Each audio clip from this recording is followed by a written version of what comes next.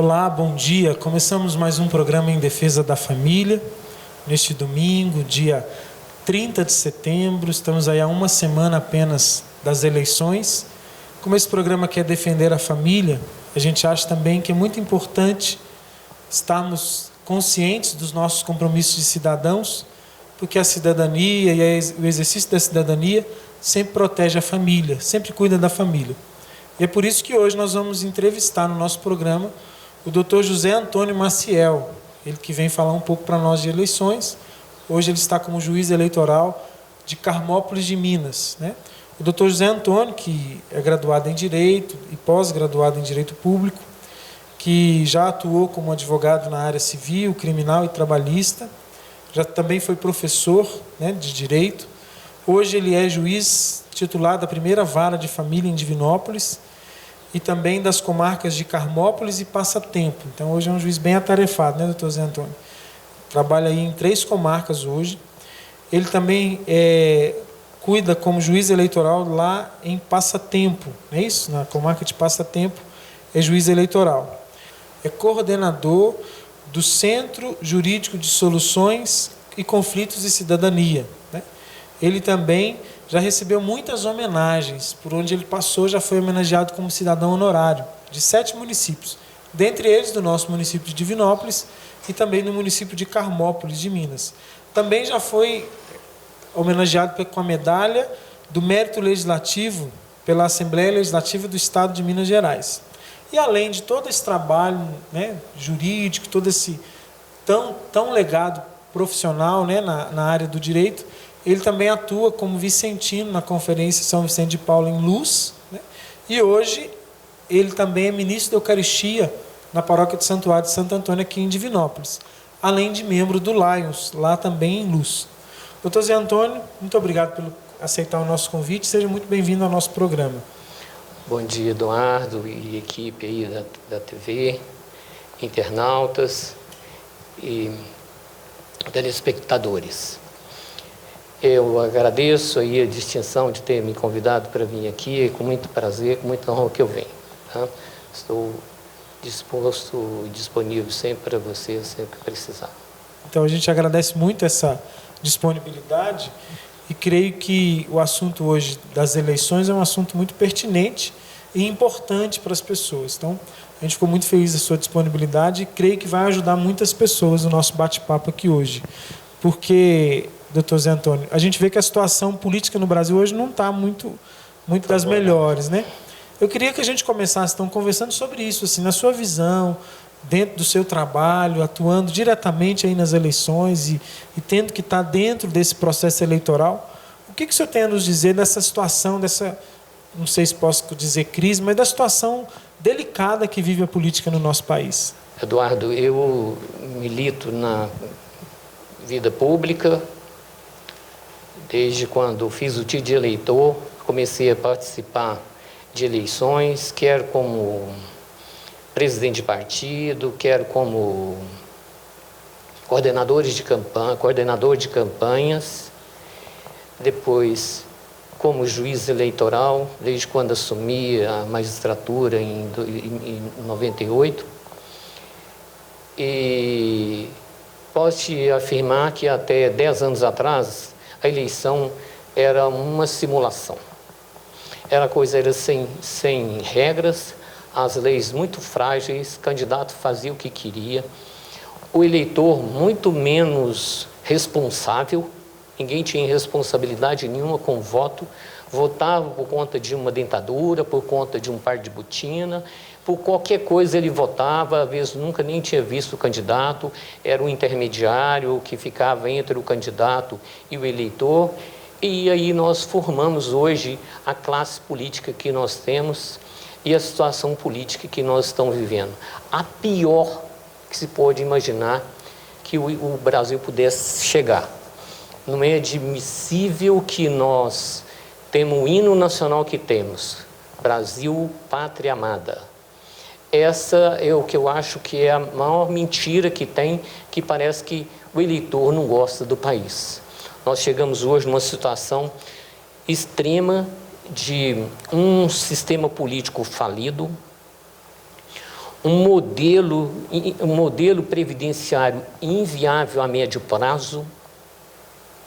Nós temos uma educação de péssima qualidade, um sistema de saúde precário e hoje nós temos um déficit fiscal de 140 bilhões de reais. Nós temos uma média de 140 pessoas morrendo diariamente por falta de atendimento médico em hospitais e postos de saúde. Nós temos no ano de 2017 63 mil homicídios e nós estamos hoje com 70 milhões de brasileiros inadimplentes. Isso é um estado de calamidade. E essa calamidade chegou a esse ponto por quê? Porque nunca tivemos a responsabilidade de pensar na hora de votar. Não votamos hora nenhuma pensando no país. Votamos durante a vida toda pensando em uma vantagem qualquer. Lamentável que nós chegamos nisso. Hoje a situação é o seguinte: os cidadãos, os eleitores, procurando de toda forma se livrar dos políticos e os políticos correndo de todas maneiras para se manter no poder e se manter os partidos. Ou seja, o principal projeto do político é a reeleição, e nunca um projeto para a sociedade. E lamentavelmente é isso. Eu nunca vi um candidato a prefeito reeleito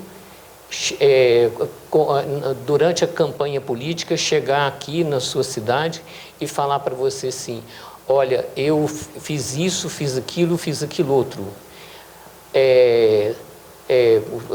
Dentro das funções dele, o que ele faz assim: eu consegui para você, eu consegui para a sua cidade uma ambulância, eu consegui uma verba para isso, eu consegui uma verba para aquilo. Só que isso não está entre as suas funções.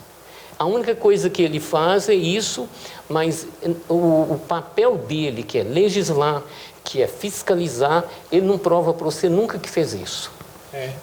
E justamente assim, acaba que é um desvio mais pensando no voto. No voto, só no porque voto. É a única forma que ele tem de se manter. Então a gente vê avós, depois os pais, depois os netos, e é uma oligarquia que vai continuando. É verdade. E hoje, quer dizer, os eleitores, o cidadão, querendo ficar livre dos políticos e os políticos correndo atrás para se manterem. E é esse conflito, por isso que a gente vê hoje o pessoal: eu não vou votar, eu não quero votar em ninguém. Essa é a situação que nós vivemos. É verdade. Mas, doutor Zé Antônio, a gente tem a lei da ficha limpa, né? Uma lei que foi aprovada até por iniciativa popular. Ela funciona, na verdade? Ela resolve? Porque assim, o senhor me disse que há 10 anos atrás era uma simulação, não resolvia. A ficha limpa não veio ajudar alguma coisa, resolver? Sim, ajuda de qualquer maneira, um filtro importante. Foi iniciativa popular em 2010, com 2 milhões de assinaturas, com apoio da Igreja Católica, de forma incisiva mesmo, e conseguimos aprovar essa lei da ficha limpa. Porém, o nosso Brasil tem um problema sério, porque a ficha limpa, ela prevê proibição, que só o candidato fica com a ficha suja, se tiver qualquer acusação julgada em segunda instância. Como os nossos ministros do Supremo Tribunal Federal são escolhidos pelo presidente da República, eles não são juízes de carreira, eles são escolhidos pelo presidente da República. Então nós temos uma corte formada por pessoas que podem ser acusada e teria que ser julgada. Como é que o Supremo vai julgar uma pessoa que indicou ele lá? Então, chega lá, a acusação chega lá e para. Nós temos muitos exemplos. Pode falar o seguinte: as pessoas que estão com ficha suja, todos eles foram julgados pelo Sérgio Moro, que é um juiz de primeira instância. Nós não temos um juiz, não temos nenhum acusado com ficha suja julgado pelo Supremo. E a grande maioria dos políticos tem prerrogativa constitucional para ser julgado pelo Supremo. Então, lá no Supremo para tudo. É o famoso foro privilegiado. De fato, o foro privilegiado. Então, nós só tivemos exemplo até hoje de que o cidadão acusado, era o senador acusado de uma irregularidade, poderia estar sendo julgado lá no Supremo ou sendo acusado apenas lá no Supremo até hoje, optou por renunciar, para se abdicar da prerrogativa, por ser julgado por um juiz de primeira instância, ele foi julgado, está condenado e está preso.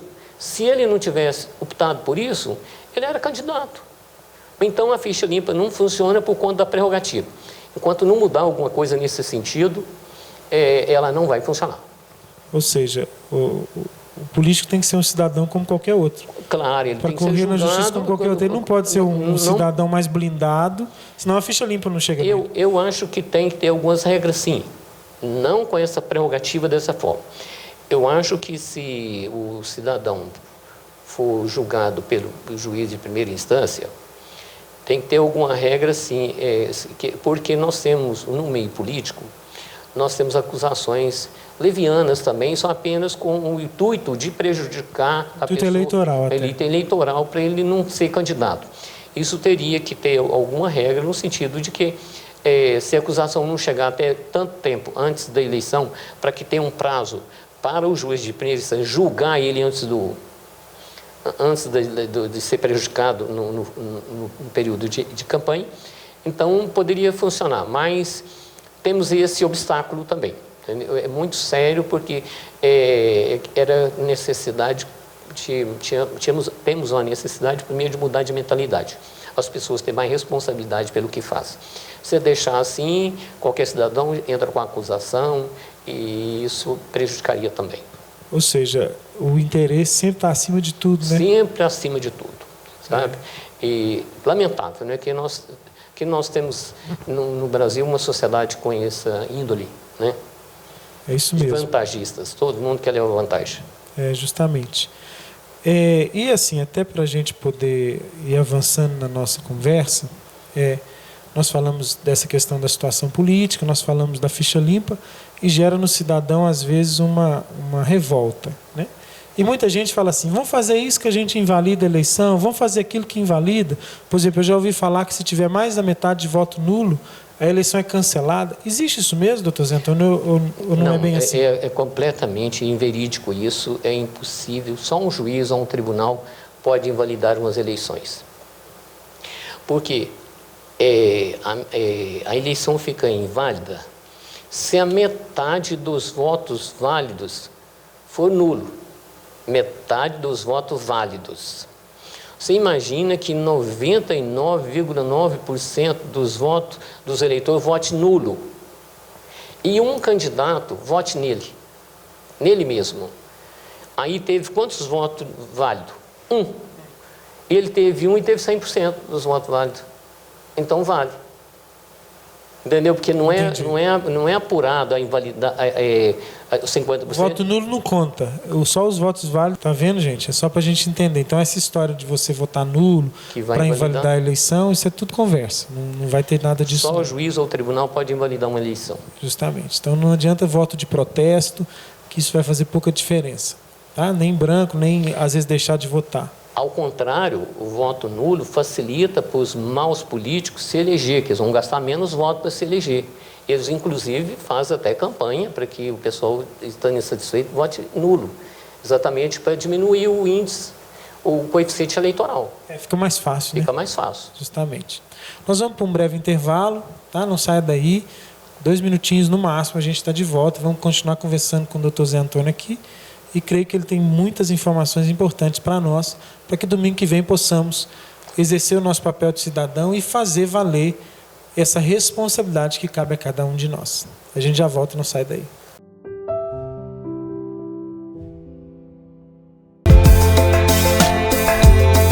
1 Coríntios 7, versículo 20 vai dizer assim: continue cada um na condição em que se achava quando foi chamado. 3 elementos principais para o chamado de Deus na nossa vida. Primeiro, disposição. Segundo, reta intenção. Terceiro, aceitação. 3 coisas. Nós precisamos estar dispostos a ouvir a voz de Deus, o Deus que nos chama. Segundo, a reta intenção. Precisamos ter um profundo desejo de abraçar a vontade de Deus, o plano de Deus, o projeto de Deus para a nossa vida. E segundo, aceitação. Dizer sim àquilo que Deus nos chama. Por mais que muitas vezes, em certos tempos, em certas situações, vai ser difícil. Por isso, a agenda de Deus hoje quer dizer isso para você. Tome posse desses 3 elementos para o chamado de Deus na sua vida hoje.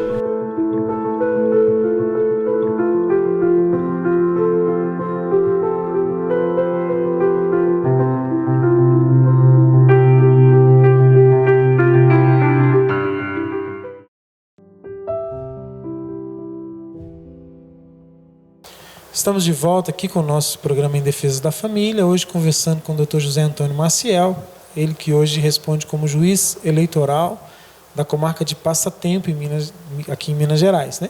E que vai estar aí trabalhando, enquanto nós vamos estar às vezes só indo lá votar e descansando, ele vai estar trabalhando para que a eleição na comarca dele contribua para que toda a eleição no Brasil ocorra da melhor forma possível, que é o que a gente espera. E por isso ele vem hoje partilhar um pouco, conversar um pouco conosco sobre esse momento tão importante na nossa vida de cidadão, de sociedade, de país, né, que é essa eleição. Doutor Zé Antônio, eu queria começar esse segundo bloco conversando com o senhor um pouco sobre as urnas eletrônicas. A gente vê muitas conversas, é perigoso, não é, tem fraude, não tem. O que o senhor tem a nos dizer disso, até assim, ou para nos alertar ou para nos tranquilizar a respeito das urnas eletrônicas? A minha fala para vocês é de tranquilidade. Eu, como disse no início, eu lido com a eleição desde 1998 como juiz. As urnas eletrônicas iniciaram em 1996. Eu nunca percebi nada de irregular nas urnas eletrônicas. Às vezes a gente conversa com os eleitores e a gente vê onde que tem as hipóteses de surgir alguma dúvida. Por exemplo, até umas 2 eleições atrás, o candidato era inserido na urna a foto que ele levava. Ele levava uma foto para o cartório eleitoral, e então ele fazia uma foto, fazia um Photoshop e tal, levava uma foto que inseria na urna, que o eleitor conhecido dele, que via ele todo dia, não reconhecia ele na urna. Porque ele era um cara muito feio e fez um Photoshop e aparece na urna muito diferente. E eles vão comentar: eu não vi meu candidato na urna. Eu não vi meu candidato na urna. Atualmente, a foto é feita na hora. E na hora que ele pede a inscrição dele como registro, ele é fotografado lá no cartório eleitoral e inserido como faz o TID de eleitor. Quando você for fazer biometria, você vai ver que vai fazer a foto na hora. E o caso do registro do candidato também é assim.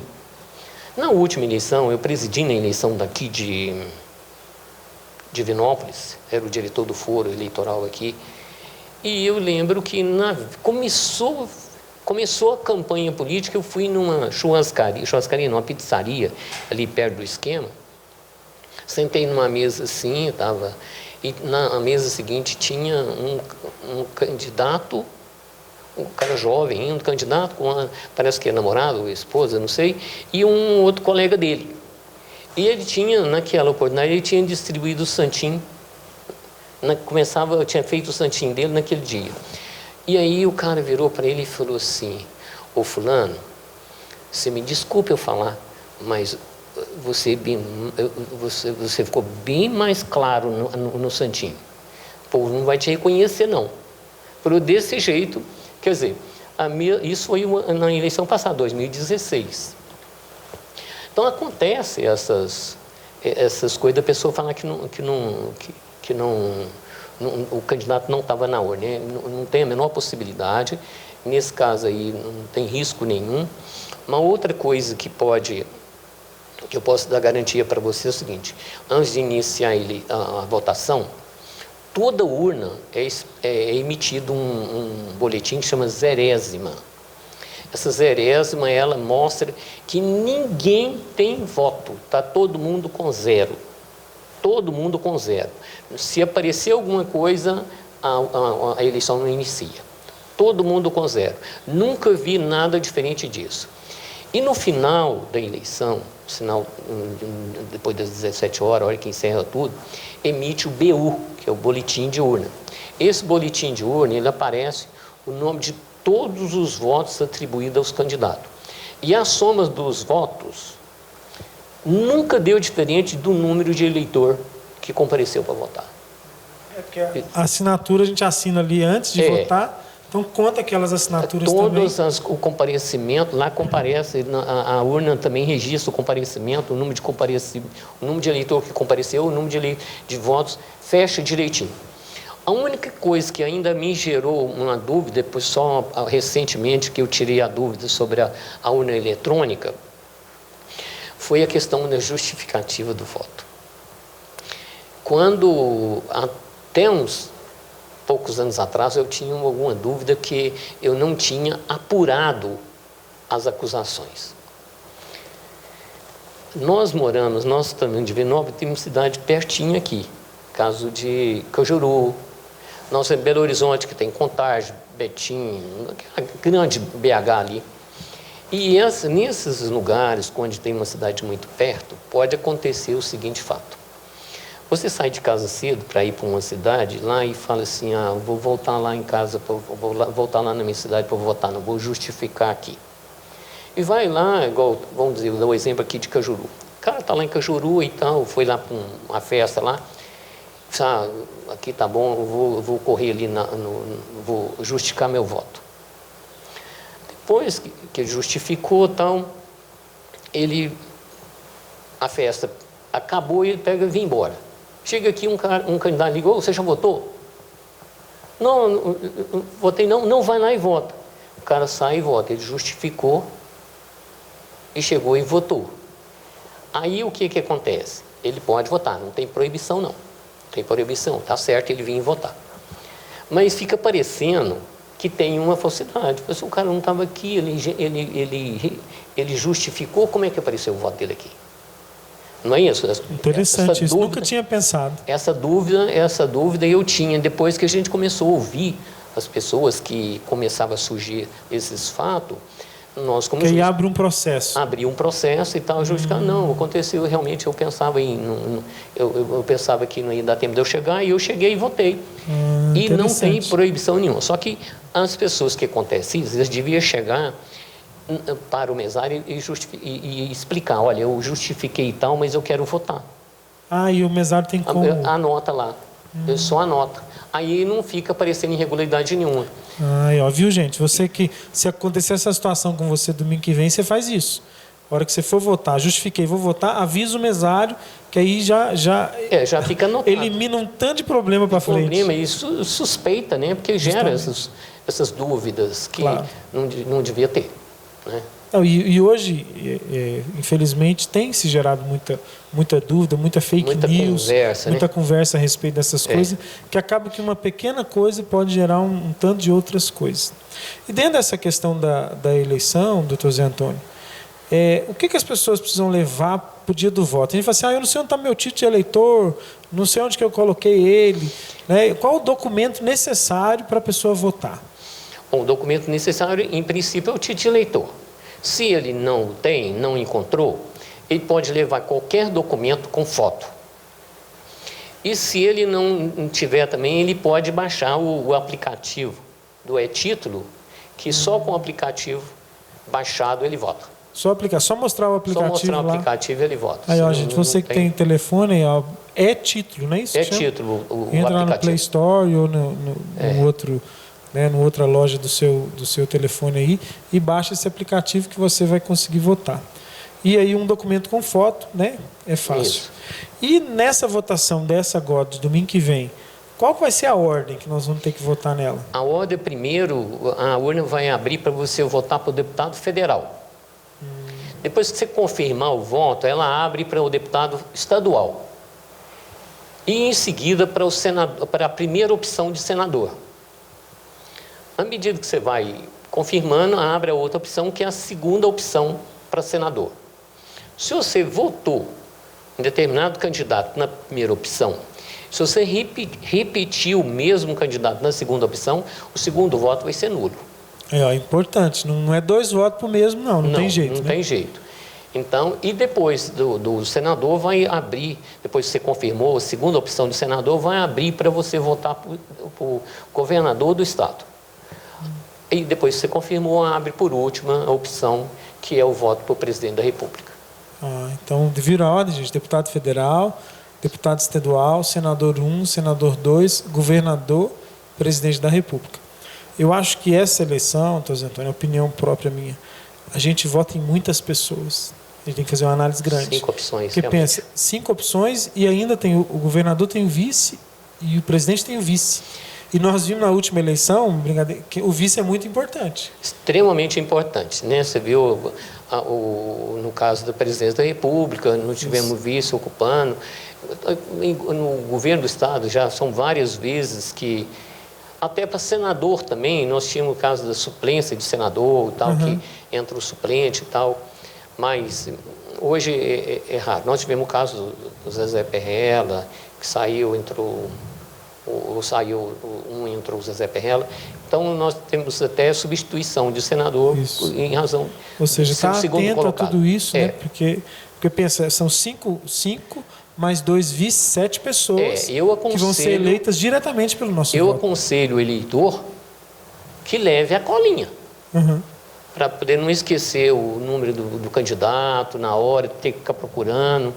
Então, é preferível que leve a colinha. Claro. Sim. E no dia da eleição, dia 7 de outubro, tem gente que fala assim, isso não pode, isso pode, o que eu posso fazer? Eu posso fazer campanha, não posso. Como que é? O que pode, na verdade, e o que não pode de jeito nenhum para as pessoas também tomarem cuidado? O que é possível e pode no dia das eleições é a campanha individual e silenciosa.